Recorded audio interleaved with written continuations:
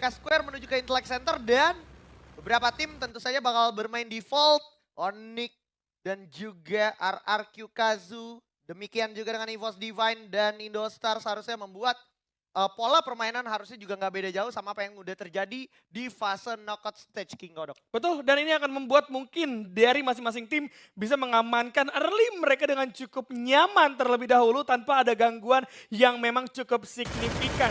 Namun ternyata kalau kita melihat di arah Plazaria, lagi-lagi kali ini pertemuan akan terjadi. Pertempuran di pagi hari yang tidak diharapkan oleh Onyx harus mereka lakukan dan lawannya pun Triple A yang nampaknya sudah mulai menyebar, tapi Gare lumayan juga dapat satu kepala di sana. Keroro pertukaran terjadi, at least satu tukar satu aja. Ya, nih satu tukar satu yang masih imbang, namun udah lumayan ngelok movement dari kedua tim ini gitu ya. Kecuali kayak attack all around-nya mau gerak, cabut sekarang juga itu waktu yang tepat. Karena dari Onyx Olympusnya yang gue lihat sih lebih cenderung bakal stay di sini dan bakal hold di Plazaria aja. Apalagi kayak circle pertamanya udah keluar. Berarti kemungkinan selanjutnya, circle selanjutnya masih bakal ada sekitar sini. Nah, Gardu bakal langsung dapatkan satu kesempatannya untuk pick off ke arah tackle round. Tapi Limit juga berhasil dapetin Kapten Gare. Membuat anak-anak dari Onyx Olympus juga masih harus berpikir keras gimana caranya fight back menuju ke arah tackle round.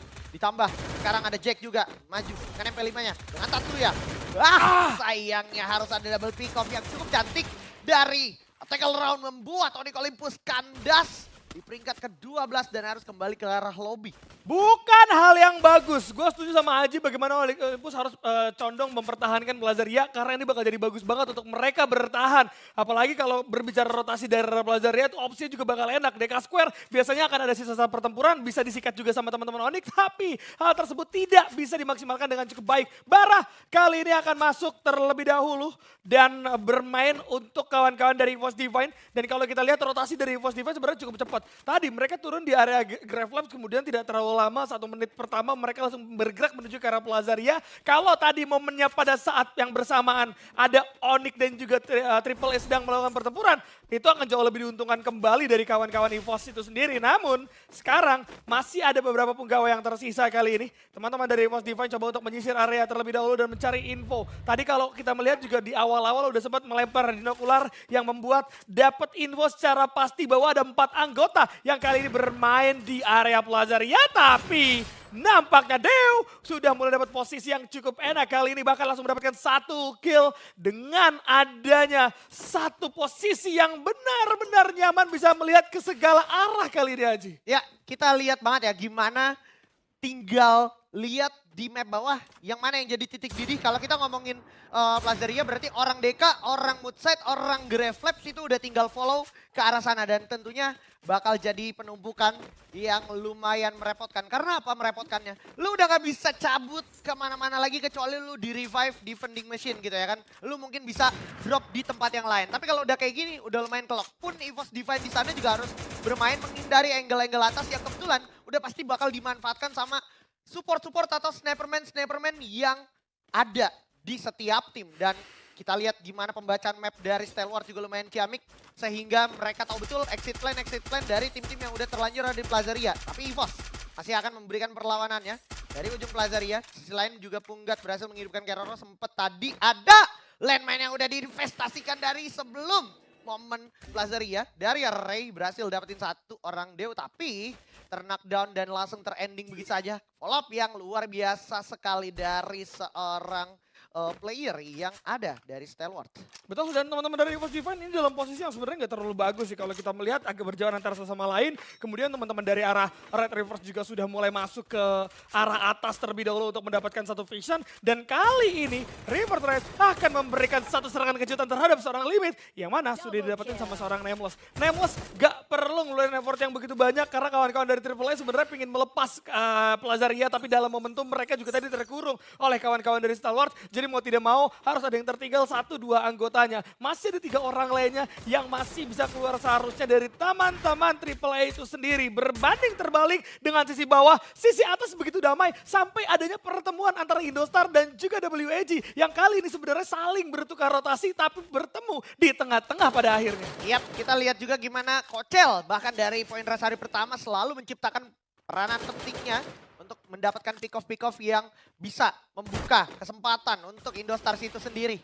Bagus banget Kocel dan juga Ektindir secara positioning, secara vision juga selalu mendapatkan kesempatan untuk memberikan info sambil kita lihat gimana perlawanan coba diciptakan juga sama anak-anak dari WAG, tapi udah terlanjur kebaca semua titik-titik lokasi dari player-player WAG. Indostars akhirnya mendapatkan keuntungan yang lumayan banyak di fase early ini di sekitaran Intellect Center. Sambil kita lihat juga gimana Bram udah standby sampai di Grave Labs. Karena dia tahu betul orang-orang yang udah meninggalkan Grave Labs pasti masih memiliki kans untuk kembali lagi ke Grave Labs ketika player-playernya harus terknockdown dan di ending dan dihidupkan kembali. Apalagi alot banget tadi tempurnya di tengah ya. Itu Betul. udah jadi info yang bagus banget tuh buat kawan-kawan dari Buram untuk ngamanin Grave Labs terlebih dahulu. Benar apa kata Haji? Jalan keluar dari arah pertempuran titik di bawah itu akan ada ke arah Grave Labs. Dan opsi tersebut bisa dimaksimalkan sama semua tim yang bermain di sisi bawah. Jadi Buriram akan coba untuk mengambil sisi opsinya tersebut dan membuat akhirnya teman-teman yang harus tumbang kemudian melakukan revive tidak punya pilihan banyak selain tumbang di tangan Buriram itu sendiri. Dapat 2 poin eliminasi tanpa effort sama sekali dan bahkan kalau kita melihat zona masih akan berada di sekitaran sana. Kan kalau kita memantau kawan-kawan dari RRQ kali ini akan rotasi dengan cukup nyaman dan juga aman. Bagaimana pergerakan mereka tidak ada yang mengganggu sama sekali. Bahkan kalau kita melihat resource yang dimiliki oleh masing-masing anggota seharusnya sudah mulai cukup kali ini untuk memulai pertempuran. Cuman yang jadi masalah info mereka masih minim banget. Di mana semua tim yang berada? Setupnya bakal ada di mana? Kalau sampai mereka kehilangan info itu, info tersebut itu akan membuat kawan-kawan dari RRQ kali ini akan jadi minim taktik sehingga mereka akan sulit untuk milih opsi mau berdiam diri di mana supaya tidak dalam kondisi yang terjepit aja. Ya, dan dari pergerakan dari pergerakan RRQ aja udah kerasa banget kayak RRQ udah lebih milih untuk gua nggak mau ketemu Falcon lagi di map kanan, makanya dia langsung gerak ke boxing dengan ekspektasi ketemu Reverse Threat, tapi Reverse Threat udah gerak.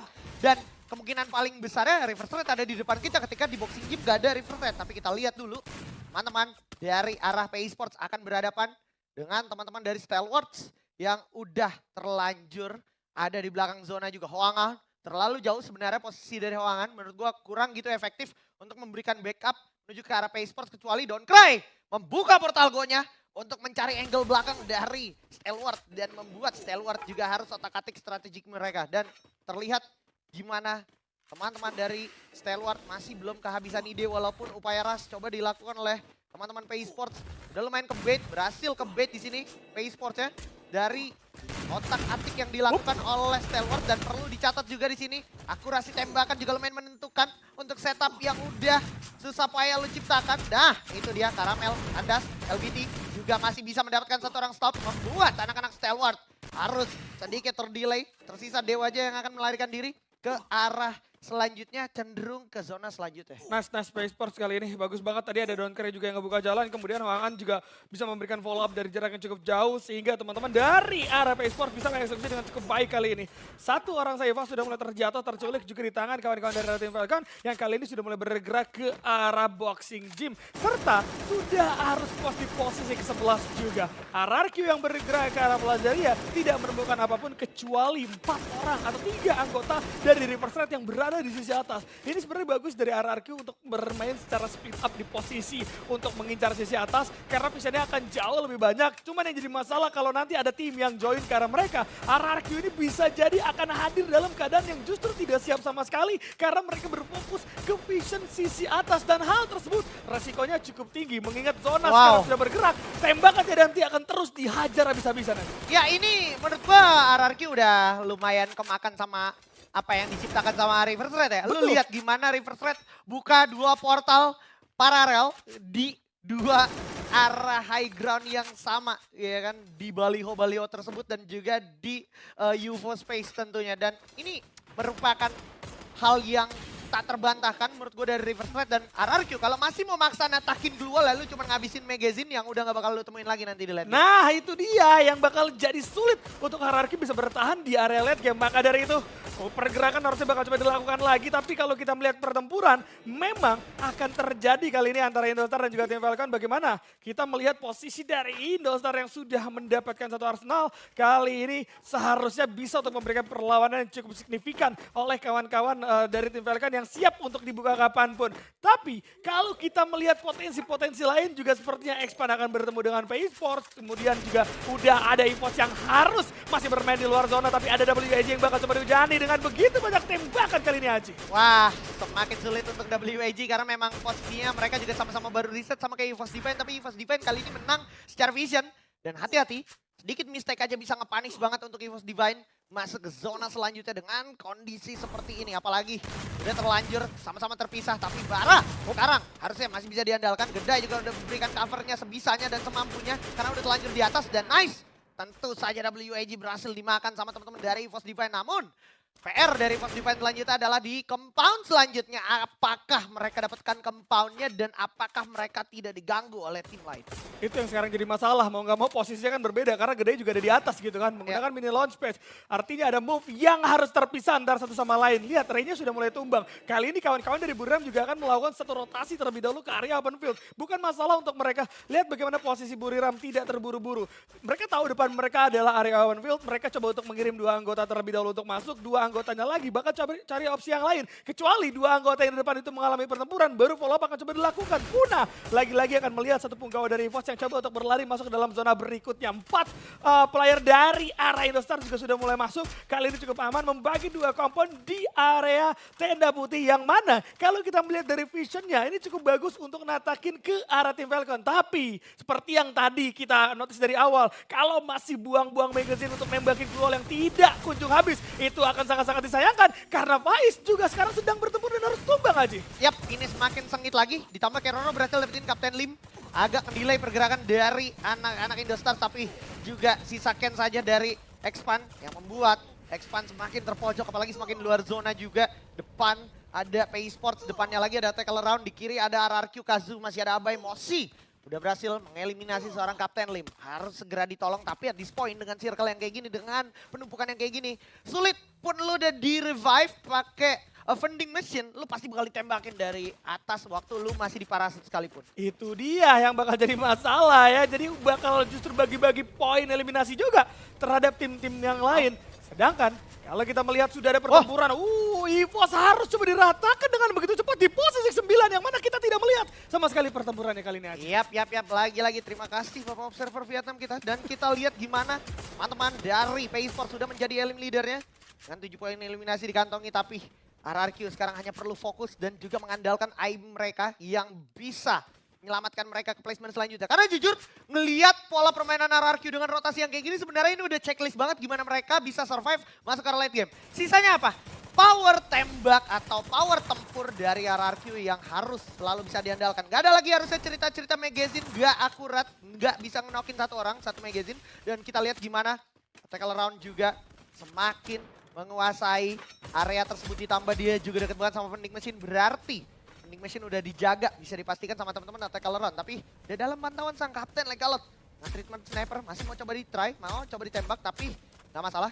Masih belum ada yang kena sama sekali, dan perlu dicatat juga reverse threat juga masih bisa mainin portalnya kapan aja, keluar masuk kapan aja, dan nantinya bakal pecah harusnya untuk di anak-anak Indostars dan juga tim Falcon yang saat lagi bakal berjumpa harusnya. Betul, tapi ini ngeri banget posisi dari reverse threat. Mereka bakal bermain di area lantai 2, kemudian ternyata PI Sports coba untuk ngambil posisi yang memang tadi sempat diduduki oleh kawan-kawan dari reverse threat. Terjatuh 2 anggota dari reverse threat. Pertukaran yang gagal nampaknya berhasil terjadi kali ini. Membuat dari Explosive bermain sendirian dalam posisi yang tidak terlalu bagus, terjepit dan akan termakan dengan sakitnya zona. Tapi pertempuran jarak dekat juga akan terjadi. Bagaimana ternyata Indostar menghadapi tim Falcon. Langsung coba dihujani peluru dari LVT. Juga di sisi atas tidak diduga. Serangan tambahan membuat Indostar pun harus puas di posisi yang ke-7 Aji. Yap, 6 tim tersisa dan luar biasa sekali surprise portal go yang dilakukan oleh PI Sports. Membuat PI Sports dapetin compoundnya reverse threat keusir, kegiring ke bawah dan akhirnya mereka ditatakin dengan nyaman sekali oleh PI Sports. Membuat reverse threat sisa 1 orang eksposi aja. Attack around juga masih standby di sana, masih ngotot banget untuk jagain vending machine supaya nggak ada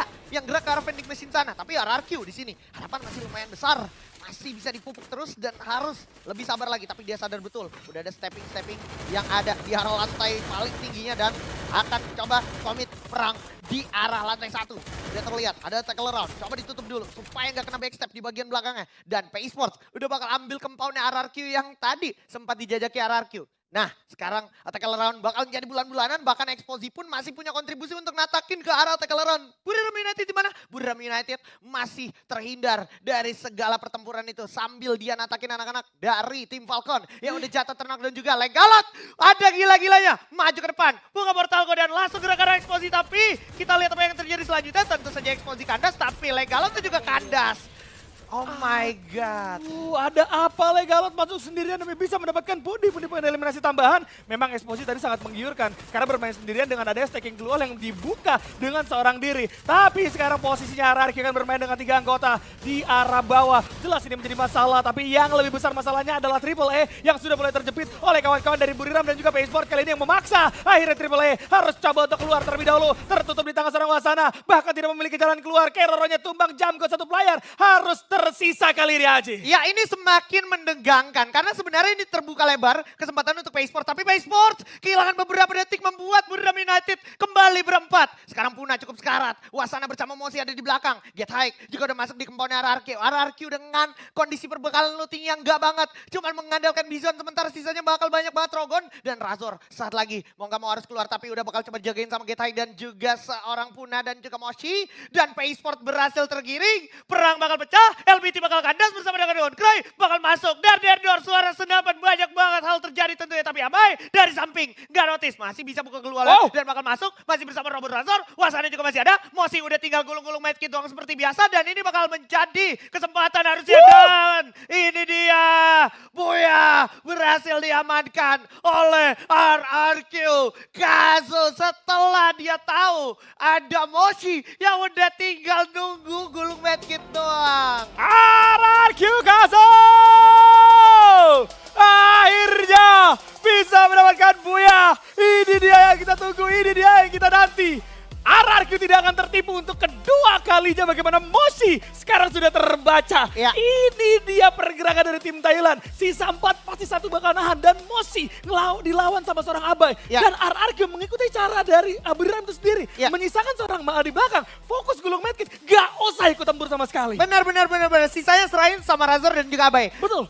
And that's how they do it. Kayak mereka emang harus kayak gitu. Mereka juga harus sadar betul sisain satu buat adu medkitnya.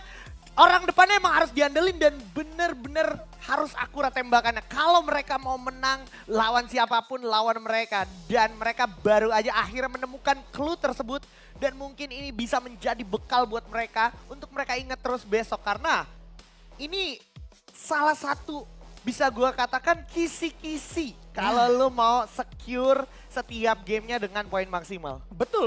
Kita udah ngelihat adu zona ini nggak cuma sekali 2 kali loh. Benar. Kalian harus sadar bagaimana posisi di area late game itu bakal chaos banget. Dan semua tim akan bermain secara objektif. Membuat akhirnya adu medkit akan menjadi perhitungan yang wajib lebih diteliti lagi dari masing-masing tim. Dan RRQ sudah berhasil untuk menembuskan atau menemukan cara bisa memenangkan adu medkit nih Ji. Mantap. Walaupun tadi ada move yang sangat reckless dari Legalot. Ditambah sebenarnya kalau kita hitung apa yang terjadi yang dilakukan sama Legalot tadi. Mau dapetin Exposy, Exposy-nya knock tapi di end-nya sebenarnya bukan nama Legalot. Betul. Sama anak-anak dari